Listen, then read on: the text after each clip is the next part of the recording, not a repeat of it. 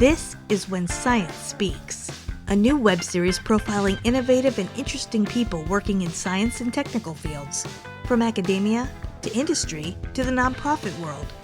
We explore how to be a powerhouse advocate for science and your research, how to advance your career in meaningful ways that make you happy, and how to push back on the ongoing assault on science and other related issues of interest happening in the world.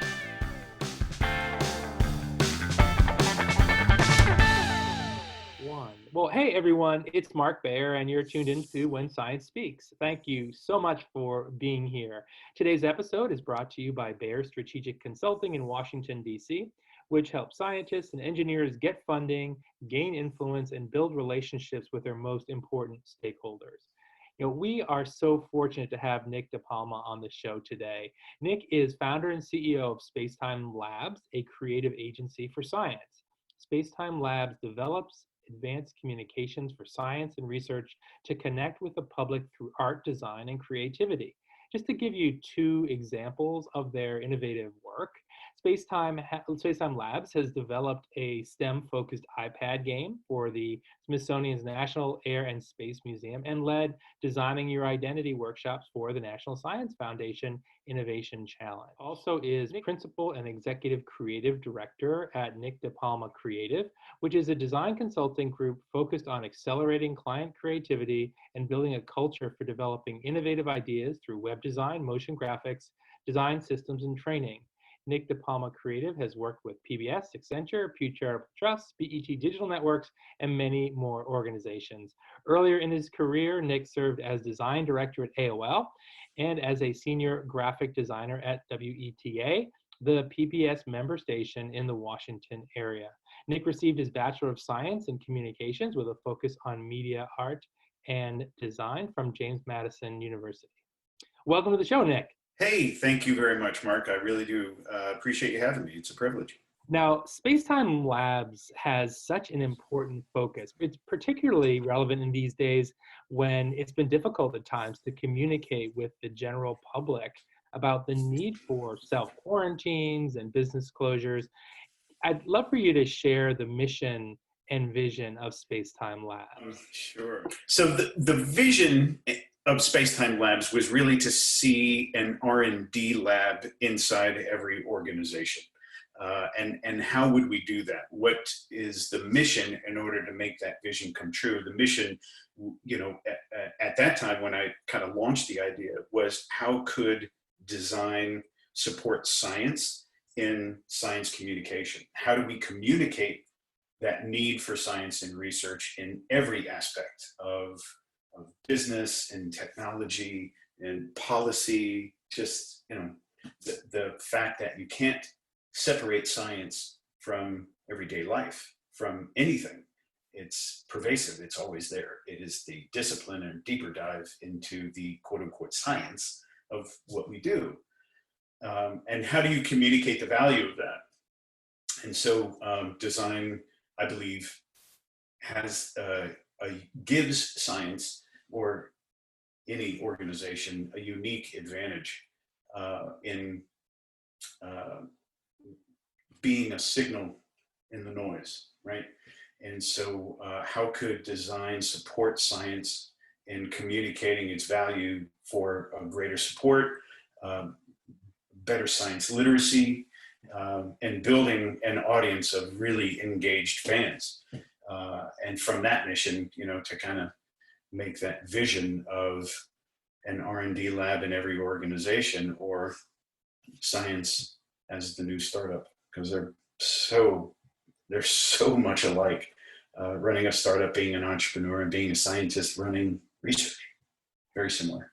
Really interesting. Particularly a lot of our listeners are interested in entrepreneurship, and I love how you made that connection between the two, just on a subject matter standpoint. It probably explains a lot of that, interest, the root of those interests. This is a particularly interesting junction in the development of SpacetimeLabs as it sets out on a new direction. And I'm interested for you to talk to listeners as far as where you are right now, what you're thinking about over the horizon for SpacetimeLabs, and it also really fits nicely into what you were talking about just a moment ago, related to R&D and different design principles. Always iterating, always refining, always thinking about responding and shaping the future. I'd be interested. I know our listeners would like to hear what you have in store. Sure. The concept, I would say this, in order to draw an interesting, what I believe the most interesting connection between science and design, is that there are both really research practices. Most people think of design as websites and logos and infographics, and they wouldn't be wrong, but that is really the deliverable of design. That is what happens or occurs or results from all of this research that we do first in design, in trying to understand who we are designing for, what we are trying to achieve, the problems we're trying to solve in design. This practice, I don't know, some of your listeners may have heard of this idea of design thinking, made very popular, the word, of course, made very popular by an organization in California and in the Bay Area called IDEO, which is a design consulting firm. And this idea of design thinking, that you are experimenting a great deal, practice in empathy early on to understand what the problem is, that humans are at the center of both those problems and solutions, and understanding problems and solutions. So how do you take this human-centered thinking into science communication, right? Was kind of where it started. What does that look like, and how would that change this concept? So design research is constant. And when I launched SpacetimeLabs, the original idea, I mean, like the very first idea, the genesis of it was, I really wanted to be the Pixar of science. I was really into animation and motion graphics very early on, and did much of that throughout my early career. And so I thought, wow, could we just do Pixar level quality, for science education and science communication? And turns out nobody really has that kind of funding to do those kinds of very big projects. And most people may not understand, Pixar works on a story for like 3 to 5 years before they even really start, animating for it. So it's a long turnaround time. It's very difficult, and it didn't necessarily make that product market fit in science and science communication. But there was this constant design research into how design would support science, how could design help science, and that idea of a Pixar for science didn't live for very long, until you start to work with more and more scientists, and speaking with more and more scientists, you understand the problems that they're having, how they get through those issues. Then you start to see the broader institutional issues that exist, and then that starts to build out. Then how do people perceive the institutions? And there's a big brand problem here. There's a big marketing problem here. So the more research you do, I'll put it to you this way, very simple process. Step one, observe without judgment. Number two, always ask why with each observation. And step three, repeat steps 1 and 2 until the sun explodes. You're just constantly asking, observing, and then asking why, or continue to observe until you get to that answer of why this is the way it is.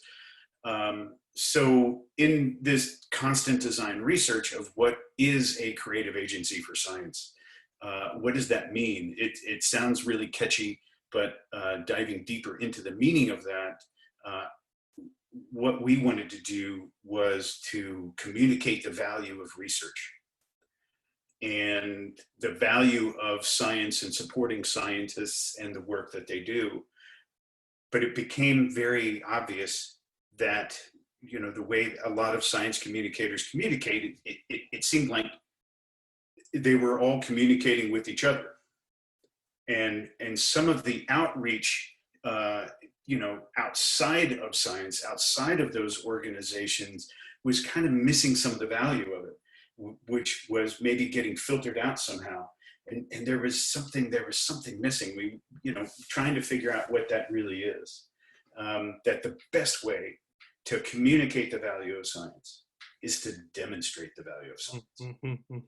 And yeah, for us now, that has become really the focus on, is this really what we're doing, this experience we're developing or designing, is this a demonstration of the value are we bringing people in? Because here's the thing, if the public struggles to understand it, they will struggle to support it. Mm-hmm. If they don't see themselves in it or can't picture themselves in it, it really doesn't exist.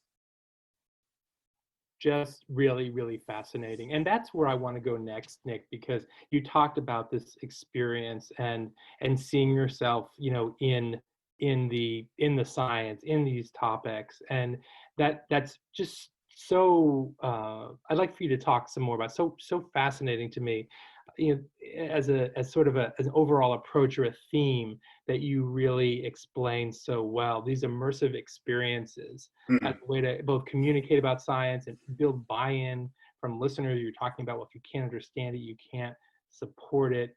Just so true. Maybe you could talk to us a little bit about some of the ways that you have created these experiences, so that the listeners can understand, how you specifically go about it. Right. I would say the first thing to keep in mind, that when you go for this approach in developing or designing an experience, just know the first thing, and all you really need to start, the first thing you want to have is some clear understanding of what the problem is you want to solve. Mm-hmm. That's the first thing, because a problem, I can't remember who said it. I think it was Charles Kettering, who was an investor, one of the head of research at GM back in the 20s, 30s, and 40s, who said, a problem well stated is a problem half solved. Right? So start there. That's the important thing. What do you want to reach, and how do you want to reach it? And so just constantly thinking about all the different ways that all of your assets, all of the resources that you have might be able to pull together to create opportunity and the conditions for these things to happen, for these experiences, which will be designed, they will be produced, but how do they come together to meet a very human need or a human desire, or that place people at the center of that experience? And so a few years ago, an astrophysicist reached out to us. His name is Paul M. Sutter. He's on the Science Channel. He has Ask a Spaceman YouTube channel, which is awesome. His second book is about to come out. He's a really fantastic guy, and he reached out to us at SpacetimeLabs to he wants to grow his audience. He wants to reach more people so that he can share interest and value and support for astrophysics. And so we worked together, talked every week, consulting and helping him develop his communications plan, and building serial content, some of these other things. And there are a lot of great ideas that he had. He's a very creative guy. Most scientists that we talk to are extremely creative. They just don't necessarily know the tactical ways of getting it out there, right? And so, but Paul is very good at it. He had a wonderful audience, sizable audience already. And we talked about different things that he could do. At that time, he was also the chief scientist at COSI in Columbus, the Center of Science and Industry. And they were bringing a busload of people from Columbus down to, I think it was Nashville, for the North American eclipse. And it was this bus tour. His mom is an independent travel agent, which kind of helped put this group together, which was really cool. And so Nashville in the path of totality. And, Paul said, what a great opportunity, I was like, yeah, this is really cool. And he had been doing some work with the Weather Channel in the mornings, just kind of, I think it was Tuesday morning, speaking with the team that's on an AM HQ, I think is their show. And I said, you should tell the producers that you're going to be in Nashville for the eclipse, and that you're bringing an audience with you, and see if they're, would be interested in kind of carrying any of your discussion or your talk. I think it would be a great opportunity.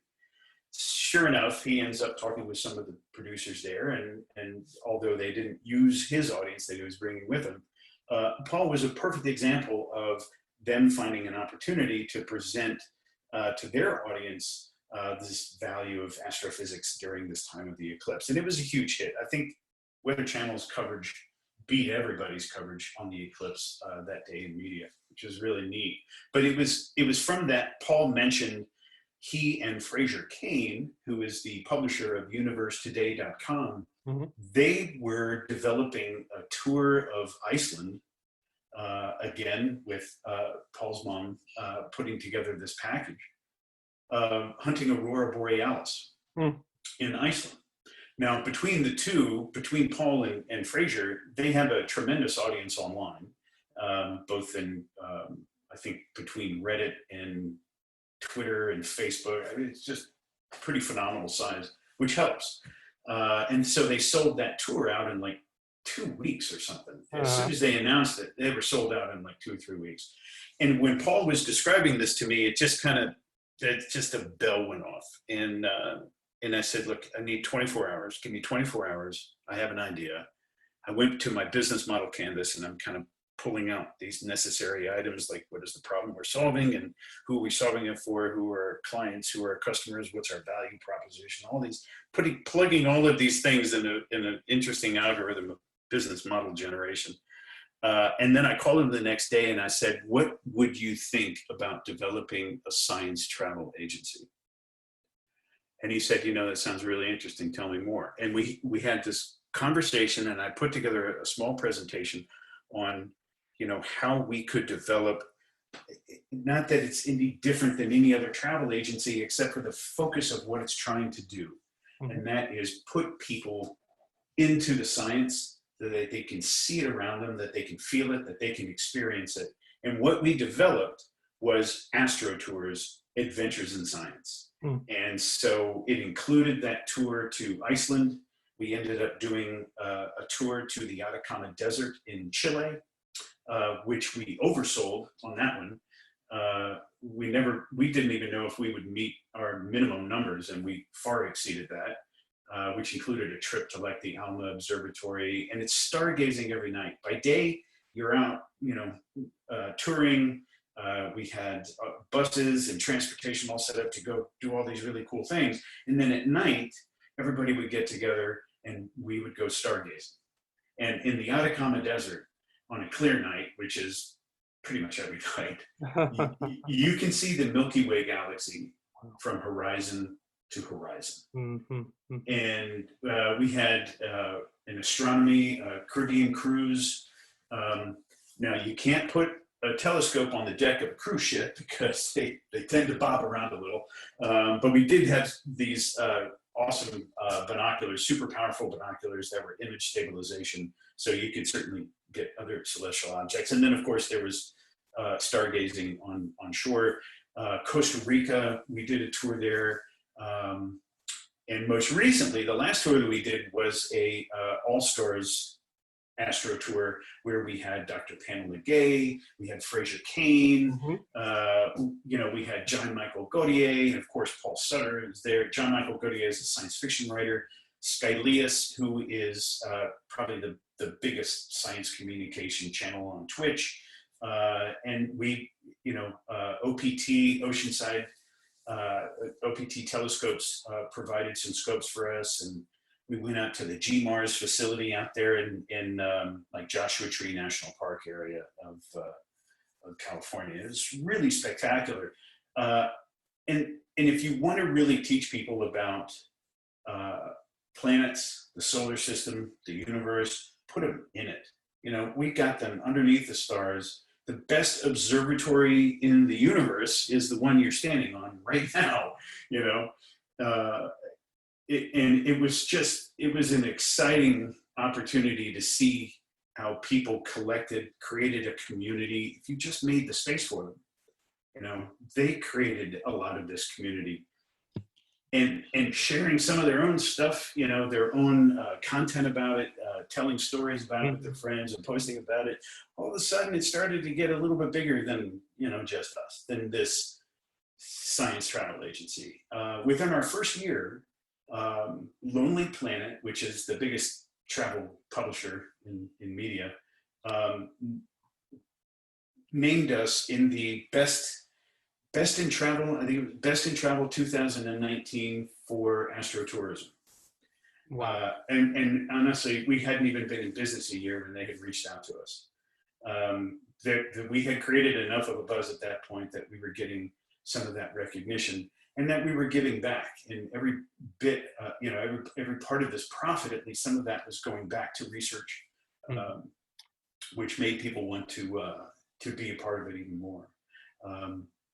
So that's a great way of developing a science experience, because really, start with the science fiction, start with whatever emotional connection that's necessary in order to pique interest and curiosity. And then you just got to leave the door just a little open to that science, because you can't push them through the door. They have to walk through it. And when they do, and that becomes their discovery, it becomes their science. And that's irrefutable. It's undeniable. The experience is the best teacher. Right. Seeing is believing. I love that. I mean, we talk a lot about storytelling, the importance of narrative, and what you really do are you're creating stories where the participant is in the story. The communicator can be in the story himself, herself, and themselves. And it is just so important. And something else I just wanted to underline there was you talked about starting with something to grab attention, and mentioned emotion right away, which is something that is often forgotten and is so important. And of course, a big theme of what we've been talking about is the need for research and understanding, the output being the logo, or you talked about the website as a deliverable, you said, but all of the important research and assessment and analysis that goes on underneath, for which that deliverable is really an output, right? The output of all that important research. So just really important lessons there. And the story is so vivid. I can see people, at night in the desert looking at the Milky Way from horizon to horizon. And you really can almost feel it.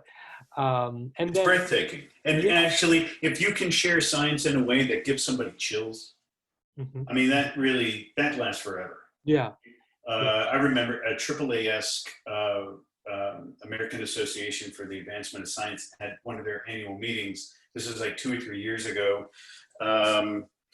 And I can't remember now who it was that said, don't just share your science, share your awe. Or don't just share your data, share your awe. Your awe, yeah. That was, because that's what people connect with. That's what people remember.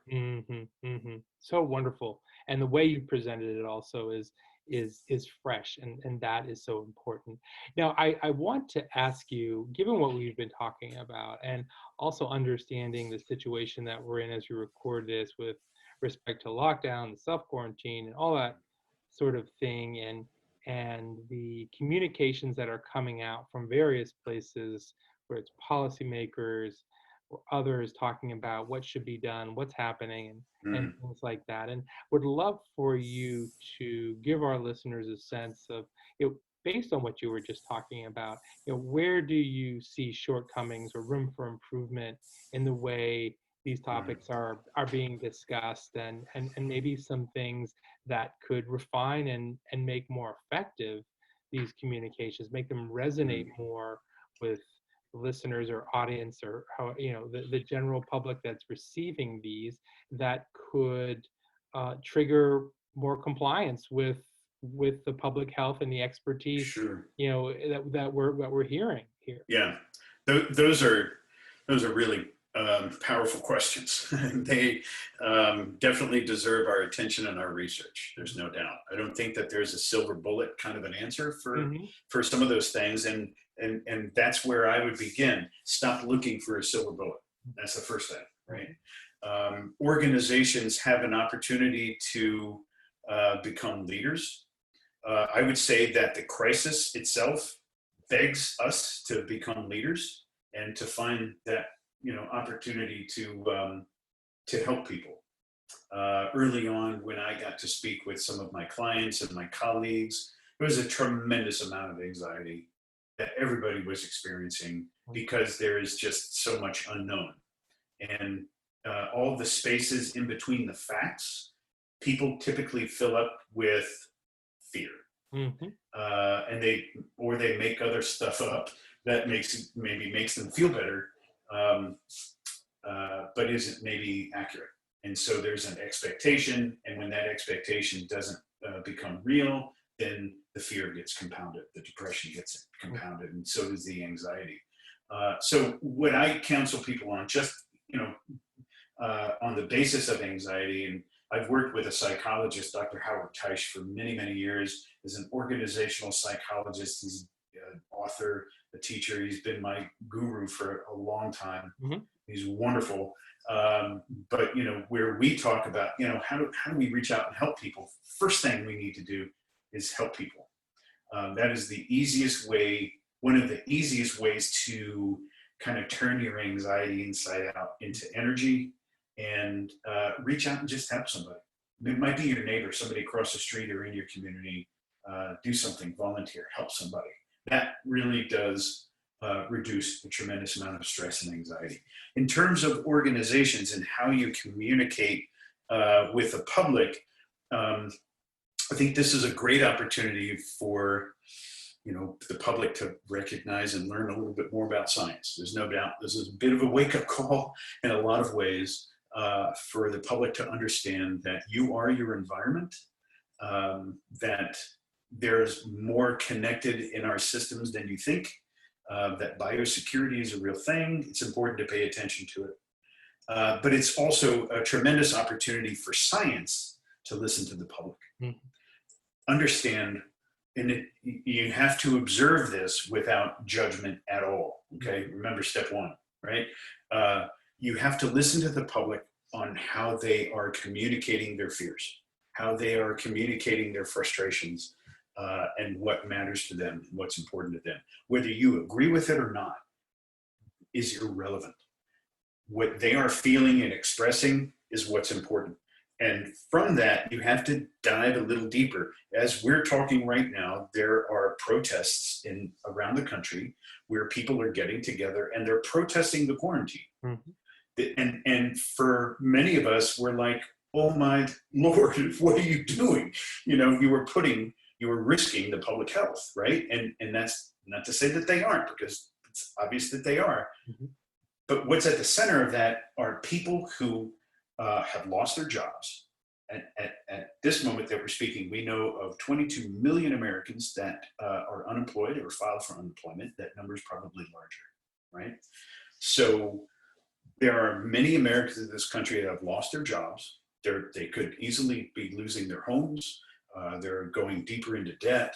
And they feel like that they are being subjected to things that are so out of their control that they need to respond somehow, and they need to react somehow. And while from my personal opinion and professional opinion, it's very dangerous to collect into these protests like they're doing, but I have to understand why they're doing it or what some of the frustration is underneath it before I can start to even come up with some ideas on how to help organizations and encourage these people to go back home.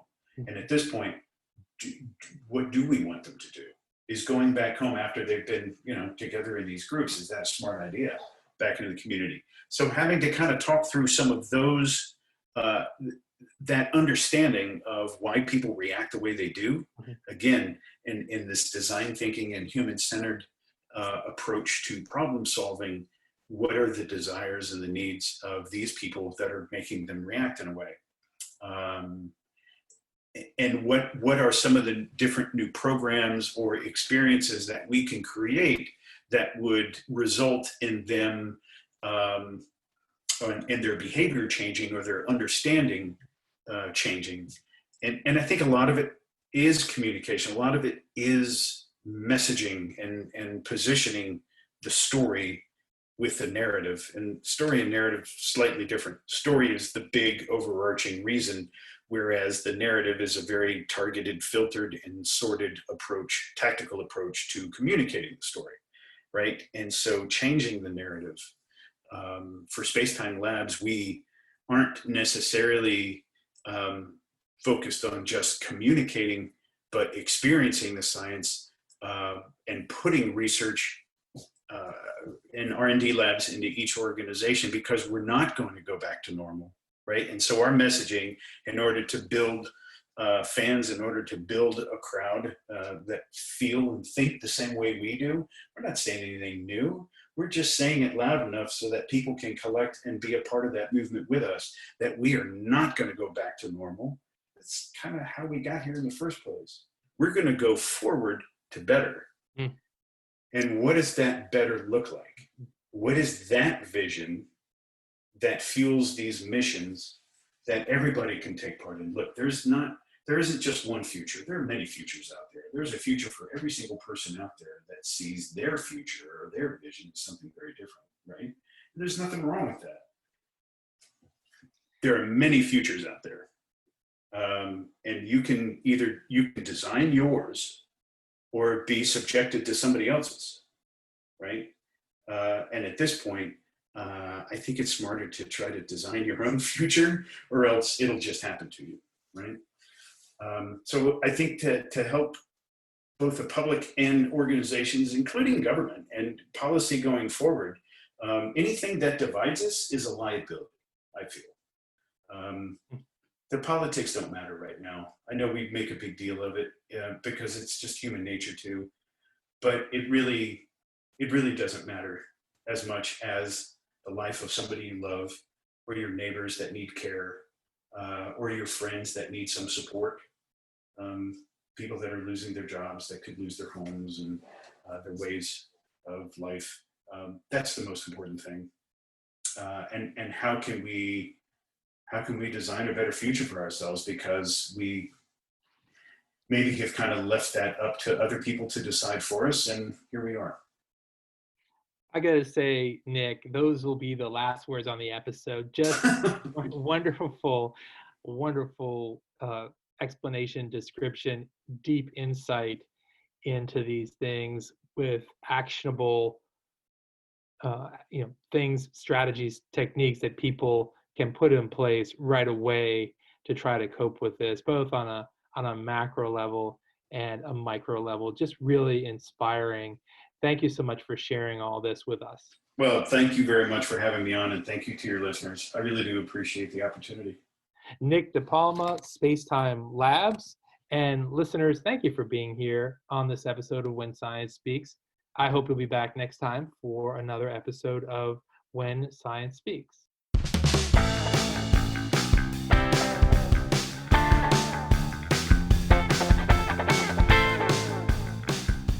This is When Science Speaks, a new web series profiling innovative and interesting people working in science and technical fields, from academia to industry to the nonprofit world.